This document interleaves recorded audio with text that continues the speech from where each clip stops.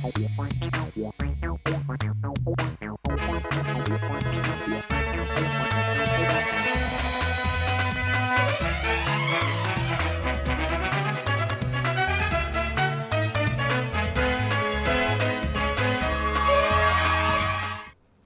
राष्ट्रीय समाचार से मैं अनुपम शर्मा। आप देख रहे हैं अंतर्राष्ट्रीय समाचार का खास प्रोग्राम ग्लोबल फ्रंटलाइन। दुनिया इस वक्त एक साथ कई मोर्चों पर उथल पुथल से गुजर रही है। कूटनीति, व्यापार, सुरक्षा और राजनीति, हर स्तर पर बड़े बदलाव साफ दिखाई दे रहे हैं। एशिया से शुरुआत करें तो प्रधानमंत्री नरेंद्र मोदी के मलेशिया दौरे को लेकर कुआलालंपुर में अभूतपूर्व तैयारियां हैं, जो भारत की बढ़ती वैश्विक भूमिका का संकेत देती हैं। वहीं भारत अमेरिका ट्रेड डील को लेकर वॉशिंगटन से यह साफ किया गया कि यह कोई तत्कालिक समझौता नहीं है, बल्कि आने वाले वर्षों की रणनीतिक रूपरेखा है। वहीं इस्लामाबाद में हुए भीषण विस्फोट ने एक बार फिर सुरक्षा पर गंभीर सवाल खड़े कर दिए हैं। फिलहाल इन सब बड़ी खबरों पर करेंगे हम विस्तार से चर्चा। पहले एक नजर आज की हेडलाइंस पर। अमेरिका ट्रेड डील के बाद अमेरिका ने शेयर किया इंडियन मैप, पीओके और अक्साई चीन भारत में शामिल। एप्स्टीन फाइल्स में अनिल अंबानी की चैट सामने आई, स्वीडिश महिला की पेशकश का दावा। ढाका में युवा नेता शरीफ उस्मान हादी की संदिग्ध मौत पर हड़कंप, सड़कों पर उतरे लोग, न्याय की मांग। ईरान यूएसए वार्ता जारी, भारत ने चाबहार पोर्ट फंडिंग पर रोका, राजदूत ने भरोसा जताया। इस्लामाबाद में इमाम बाड़ा के पास भीषण विस्फोट में 31 की मौत, कई घायल। खबरें अब विस्तार से। भारत के प्रधानमंत्री नरेंद्र मोदी के स्वागत को लेकर मलेशिया की राजधानी कुआलालंपुर में तैयारियों का उत्सव देखने को मिल रहा है। शहर के प्रमुख चौराहों, सड़कों, पुलों और सार्वजनिक स्थलों पर प्रधानमंत्री मोदी के स्वागत में बड़े बड़े बैनर और पोस्टर लगाए गए हैं। इन पोस्टरों और बैनरों में प्रधानमंत्री की तस्वीरें, भारत मलेशिया मित्रता और द्विपक्षीय सहयोग को दर्शाने वाले संदेश लिखे हुए हैं। कुआलालंपुर में भारतीय समुदाय के लोग इस दौरे को लेकर खासा उत्साहित और वे अपने क्षेत्रों में स्वागत के कार्यक्रमों की तैयारी कर रहे हैं। प्रशासन ने सुरक्षा और यातायात की व्यवस्था भी पुख्ता कर दी है। शहर के प्रमुख इलाकों में साफ सफाई और सजावट का काम पूरा उत्साह के साथ किया जा रहा है। प्रधानमंत्री मोदी का यह दौरा दोनों देशों के राजनीतिक, आर्थिक और सांस्कृतिक रिश्तों को और मजबूत करने के लिहाज से अहम माने जा रहे हैं। इस अवसर पर आयोजित किए जा रहे स्वागत समारोह और कार्यक्रमों के जरिए दोनों देशों के बीच आपसी सहयोग और मैत्री को नई दिशा दी जाएगी। अमेरिकी सहायक वाणिज्य सचिव रेमंड बिक्री ने एएनआई को दिए इंटरव्यू में हाल ही में घोषित भारत अमेरिका व्यापार समझौते को अंतिम एग्रीमेंट की बजाय एक व्यापक रूपरेखा फ्रेमवर्क बताया। उनका कहना है कि यह समझौता दोनों देशों के बीच लंबे समय से मौजूद व्यापारिक अंतर को दूर करने के लिए बनाया गया है।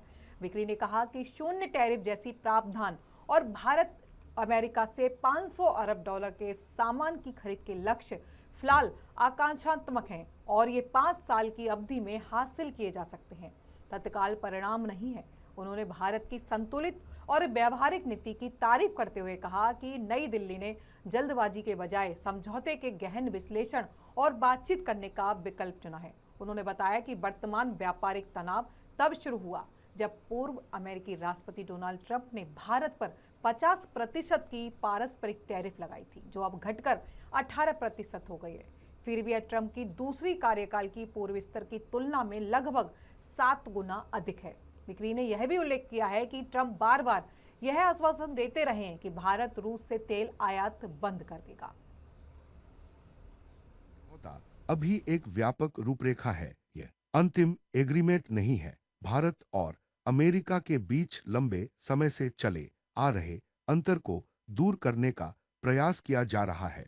शून्य टैरिफ और भारत की अमेरिका से 500 अरब डॉलर खरीद आकांक्षात्मक लक्ष्य है, जो अगले 5 साल में हासिल किए जा सकते हैं। अब खबर बांग्लादेश की राजधानी ढाका से। ढाका में युवा नेता शरीफ उस्मान हादी की संदिग्ध मौत ने लोगों को सड़कों पर ला दिया है। प्रदर्शनकारी न्याय की मांग कर रहे हैं और आरोपियों को तुरंत सजा देने की मांग कर रहे हैं। हाथों में बैनर और पोस्टर लिए लोग नारे लगा रहे हैं, हमें न्याय चाहिए और हत्यारों को सजा। जैसे नारे पूरे इलाके में गूंज रहे हैं।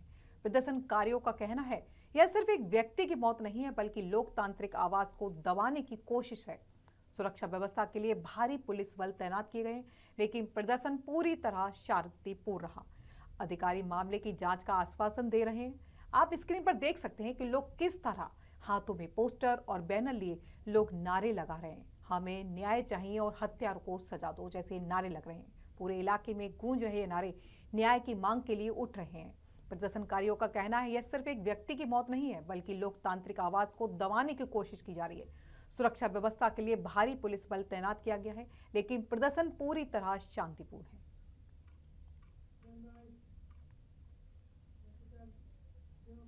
भारत में ईरान के राजदूत मोहम्मद फताली ने हाल ही में मस्कट में अमेरिका और ईरान के बीच हुई बातचीत पर अपनी प्रतिक्रिया दी है।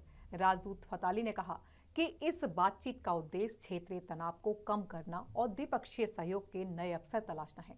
उन्होंने आश्वासन दिया कि ईरान और अमेरिका के बीच चर्चा सकारात्मक रूप से आगे बढ़ रही है और इसमें क्षेत्रीय सुरक्षा और आर्थिक सहयोग दोनों पहलुओं को ध्यान में रखा जा रहा है।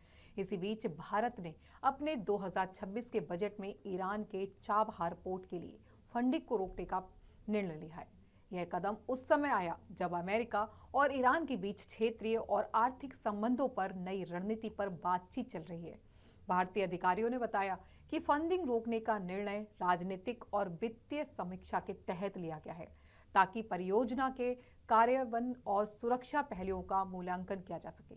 मोहम्मद फताली ने इस मामले में कहा कि भारत ईरान संबंध लंबे समय से मजबूत और भरोसेमंद रहे हैं। उन्होंने आश्वस्त किया कि दोनों देशों के बीच आर्थिक और व्यापारिक सहयोग को आगे बढ़ाने के प्रयास जारी रहेंगे और चाबहार पोर्ट परियोजना भारत ईरान साझेदारी का महत्वपूर्ण हिस्सा बनी रहेगी। में अमेरिका और ईरान के बीच हुई बातचीत क्षेत्रीय तनाव कम करने और सहयोग के नए अवसर तलाशने के लिए है। बातचीत सकारात्मक दिशा में आगे बढ़ रही है। भारत और ईरान के बीच आर्थिक और व्यापारिक सहयोग को आगे बढ़ाने के प्रयास जारी रहेंगे। चाबहार पोर्ट परियोजना दोनों देशों की साझेदारी का अहम हिस्सा बनी रहेगी। पाकिस्तान की राजधानी इस्लामाबाद के तरलई इलाके में शुक्रवार को एक भीषण विस्फोट हुआ जो कि एक इमामबाड़ा के पास घटित हुआ। इस विस्फोट में अब तक 31 लोगों की मौत हो गई और कई अन्य घायल बताए जा रहे हैं। पाकिस्तान के अंतरिक्ष राज्य मंत्री मिनिस्टर स्टेट ऑफ इंटीरियर ने इस दुखद घटना पर प्रतिक्रिया देते हुए कहा कि प्रारंभिक जांच के आधार पर यह स्पष्ट होता है कि इस हमले में बलोच लिबरेशन आर्मी का हाथ हो सकता है, जिन्होंने आश्वासन दिया कि दोषियों को जल्द से जल्द गिरफ्तार करने और सुरक्षा व्यवस्था को कड़ा करने के सभी व्यापक कदम उठाए जाएंगे। इस भीषण विस्फोट ने पूरे इस्लामाबाद में दहशत का माहौल पैदा कर दिया है। घटना स्थल पर सुरक्षा बल और आपातकालीन सेवाएं सक्रिय हैं जबकि जांच जारी है। स्थानीय प्रशासन ने नागरिकों से सुरक्षा निर्देशों का पालन करने और किसी भी संदिग्ध गतिविधि की सूचना देने को कहा है। पाकिस्तान में की जा रही है कि वाकया हुआ। ये वाकया 1:42 पर इस्लामाबाद की इंतजामिया के नॉलेज में आया कि 42 में ये वाकया हुआ। इसमें अभी तक इकट्ठी की गई मालूमात के मुताबिक 31 शहीद और मुतअद्दिद 100 से ज्यादा लोग इसमें जख्मी हुए। इसमें जो हमारी रेस्क्यू टीम वो 10 से 12 मिनट में मुख्तलिफ डिपार्टमेंट की रेस्क्यू टीम यहाँ पहुँचना शुरू हो गई। इस्लामाबाद के हॉस्पिटल में इमरजेंसी फौरन कर दी गई। इंतजामिया के जो हेड्स थे, commissioner Islamabad, IG Islamabad, DC और बाकी मौके पर, और वजीर आजम और वजीर दाखिला के हुक्म पर मैं फौरी तौर पे प्रिंस हॉस्पिटल में मौजूद रहा। इसमें यहाँ पर जिस दहशतगर्द ने खुदकश धमाका किया उसके बारे में मालूमात मिल चुकी है। वो अफगान शहरी तो नहीं, लेकिन उसका ट्रैवल कितनी दफा अफगानिस्तान हुआ है, वो मालूमात उसके जिस्म के बाकी हिस्से जो हैं उसके फोरेंसिक के बाद हमारे पास आ चुकी है। ये तमाम जो दहशतगर्दी है इसमें एक ही पैटर्न है, एक साइड पर दाढ़ी रखे हुए मजहब के नाम पर दहशतगर्दी और दूसरी साइड पर लसानियत की बुनियाद पर, सुबाइयत की बुनियाद पर BLA की दहशतगर्दी।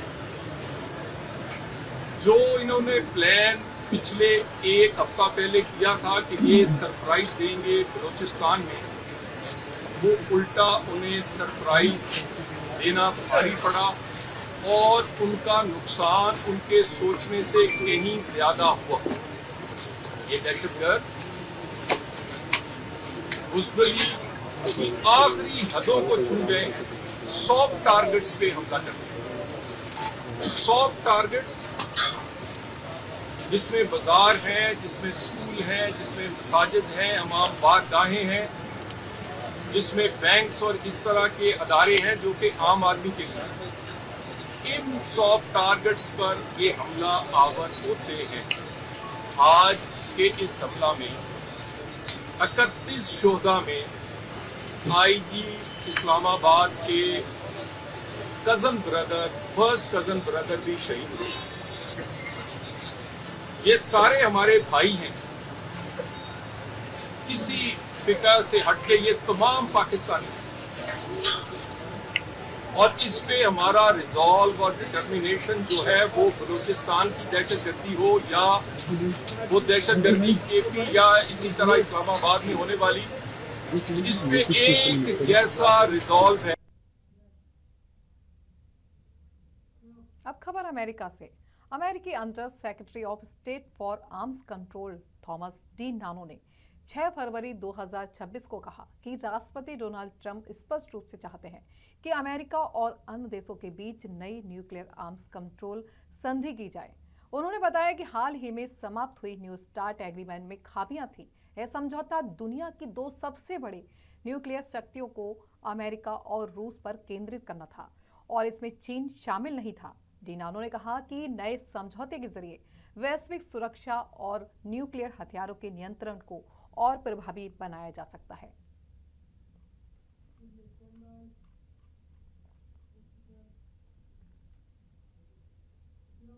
भारत और अमेरिका के बीच हाल ही में घोषित ट्रेड डील के संदर्भ में अमेरिका की तरफ से एक विशेष भारत का नक्शा साझा किया गया है, जिसने अंतर्राष्ट्रीय राजनीति में भूचाल चला दिया है।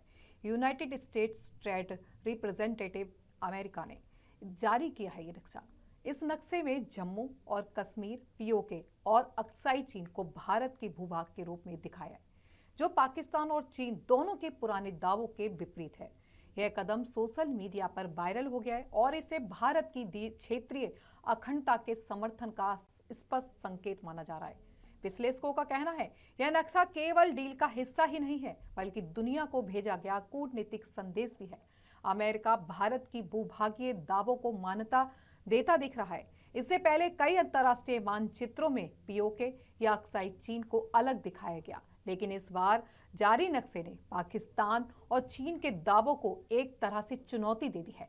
भारतीय विदेश नीति के विशेषज्ञों का मानना है कि इससे भारत अमेरिका के संबंधों को मजबूती मिलेगी। यह दक्षिण एशिया के भू राजनीतिक समीकरण में भी महत्वपूर्ण बदलाव माना जा रहा है। वहीं पाकिस्तान ने इस कदम पर कड़ी प्रतिक्रिया दी है और इसे एक रणनीतिक खींचतान का हिस्सा बताया है। विशेषज्ञों का कहना है कि ये नक्शा केवल डील का हिस्सा नहीं, बल्कि दुनिया को भेजा गया कूटनीतिक संदेश भी है कि अमेरिका भारत की भूभागीय दावों को मान्यता देता दिख रहा है। इससे पहले कई अंतर्राष्ट्रीय मानचित्रों में POK या अक्साई चीन को अलग दिखाया गया था, लेकिन इस बार जारी नक्शे ने पाकिस्तान और चीन के दावों को एक तरह से चुनौती दी है। भारतीय विदेश नीति के विशेषज्ञों का मानना है कि इससे भारत अमेरिका के संबंधों को मजबूती मिलेगी और ये दक्षिण एशिया के भू राजनीतिक समीकरण में भी महत्वपूर्ण बदलाव का संकेत है। वहीं पाकिस्तान ने इस कदम पर कड़ी प्रतिक्रिया दी है और इसे एक रणनीतिक खींचतान का हिस्सा बताया है। ब्यूरो रिपोर्ट, राष्ट्रीय समाचार। एप्स्टीन फाइल्स में डे बाई डे नए खुलासे हो रहे हैं।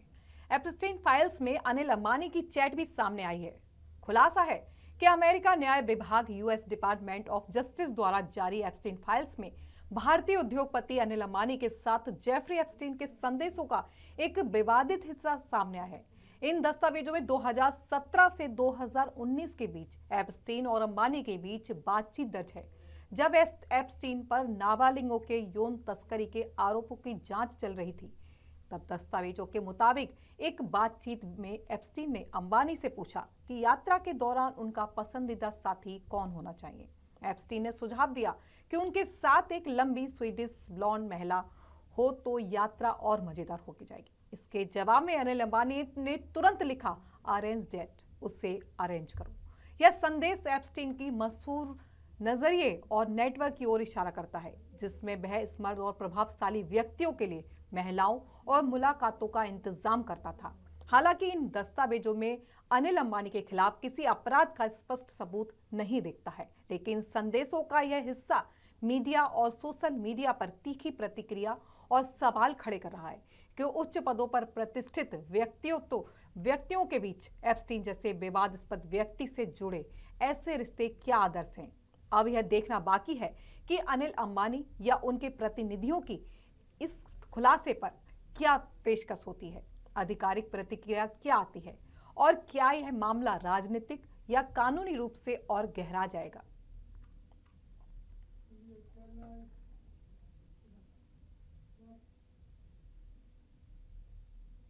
दो 2012 में लीबिया के बेनगाजी में अमेरिकी कॉन्सुलेट पर हुए आतंकी हमले के कथित मास्टरमाइंड जुवायर अल बकूस को अमेरिका लाया गया। सामने आए वीडियो में देखा जा सकता है कि अल बकूस के वर्जीनिया पहुंचते ही उसे कड़ी सुरक्षा में हिरासत में लिया गया है।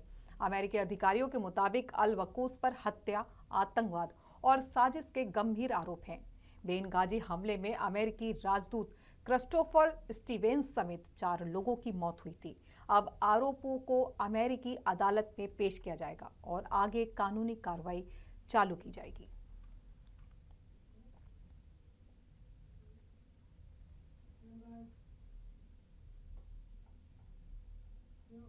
खबर इजराइल से। आज इजरायली वायुसेना ने गाजा में हमास के एक मजबूत ठिकाने वाली इमारत को निशाना बनाकर बड़ा हवाई हमला कर दिया है। रिपोर्ट्स के मुताबिक यह हमला बेहद तेज और व्यापक था, जिसमें संबंधित इमारत पूरी तरह तबाह हो गई। हमले के बाद इलाके में भारी धुएं का गुबार उठता देखा गया और आसपास के क्षेत्र में दहशत का माहौल बनता दिख रहा है। इजराइल की ओर से कहा गया है कि यह कार्रवाई हमास के सैन्य ढांचे और ऑपरेशनल स्पेस को कमजोर करने के उद्देश्य से की गई है। फिलहाल नुकसान और हताहतों को लेकर आधिकारिक आंकड़े अभी सामने नहीं आए हैं। स्थानीय प्रशासन और राहत एजेंसियां स्थिति का जायजा ले रही हैं, जबकि क्षेत्र में तनाव और ज्यादा बढ़ गया है।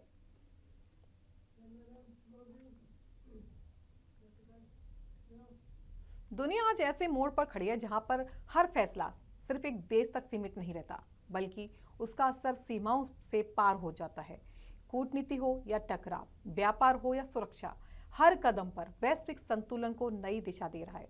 भारत की बढ़ती भूमिका, अमेरिका की बढ़ती रणनीति, मिडिल ईस्ट का तनाव और पड़ोस में उभरते सवाल, ये सभी संकेत हैं कि आने वाला समय और भी निर्णायक होने वाला है।